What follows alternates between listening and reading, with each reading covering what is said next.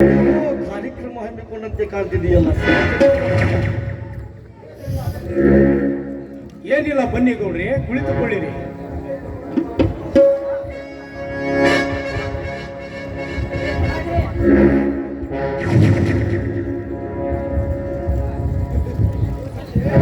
ಕುತ್ಕೊಂಡು ಮಾತಾಡೋದು ಗೌಡ್ರ ಕೆಲಸ ಅಲ್ಲಪ್ಪ, ನನ್ನ ಕೆಲಸ ಐತಿ.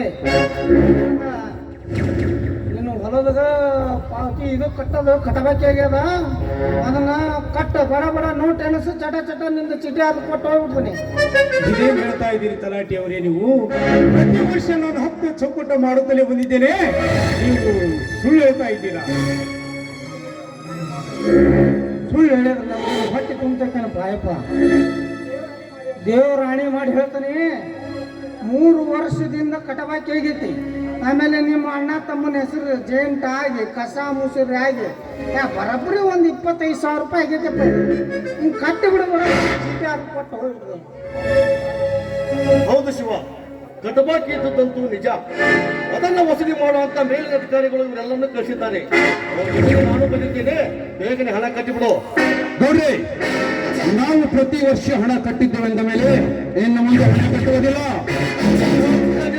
ಕಟ್ಟುವವರೆಗೂ ನಿಮ್ಮನ್ನ ಕಂಬಕ್ಕೆ ಕಟ್ಟಬೇಕಾಗುತ್ತದೆ ಮಗನೇ. ಅಕ್ಷರ ಅವನು ಕಟ್ಟುತ್ತೇನೆಂದು ಬಿಟ್ಟವಾಗಿ ಮಾತನಾಡಲಿಕ್ಕೆ ನೀನೇನು ತಲಾಟಿ ಕೈಯಲ್ಲಿರುವ ವಾಲಿಕಾರನ? ಶಕ್ತಿ, ಸುತ್ತ 20 ಹಳ್ಳಿಗೆ ದೊಡ್ಡ ರೈತರ ಅಧ್ಯಕ್ಷರಾದ ನನಗೆ 10 ಮೀರಿ ಮಾತನಾಡಿದ ಮಗನೇ ಗೊತ್ತಿಕೊಳ್ಳಬೇಕಾಗುತ್ತದೆ. ಅಕ್ಷರ ನಮಗೆ ತಿಟ್ಟಿ ಹೇಳಿ ನಮ್ಮ ಮೇಲೆ ಅಧಿಕಾರ ಚಲಿಸಲಿಕ್ಕೆ ನೀನೇನು ತಾಲೂಕಾ ತಹಸೀಲ್ದಾರನಲ್ಲ. ಬಾಯಿ ಮುಚ್ಚಿಕೊಂಡು ಮಾತು ನನ್ನ ಮನೆಯಿಂದ ಮೊದಲು.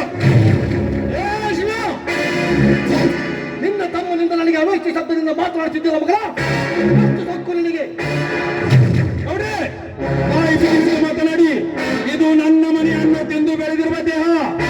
ಈ ದೇಹದ ಬಗ್ಗೆ ಶಕ್ತಿ ಬಗ್ಗೆ ಮಾತನಾಡಲಿಕ್ಕೆ ನೀನೇನು ನಮ್ಮ ಅಪ್ಪನ ರಕ್ತಕ್ಕೆ ಹುಟ್ಟಿದವನಲ್ಲ. ಇದು ನನ್ನ ಮನೆ ಅನ್ನ ತಿಂದು ಬೆಳೆದಿರುವ ದೇಹ. ನಿನ್ನ ಮನೆಯ ಅನ್ನ ತಿಂದು ಬೆಳೆದಿರುವ